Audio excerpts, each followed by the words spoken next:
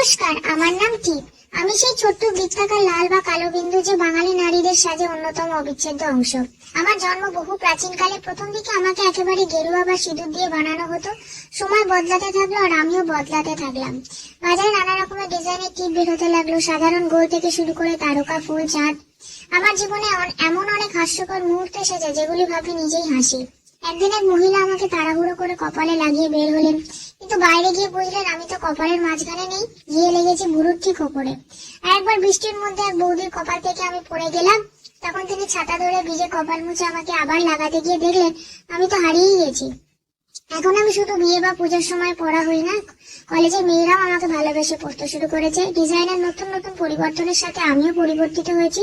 তবে একটি জিনিস বদলায়নি, কোনো নারীর সাজ তখনই সম্পূর্ণ হয় যখন তার কপালে আমিই জায়গা পাই। এই তো আমার গল্প। Thank you.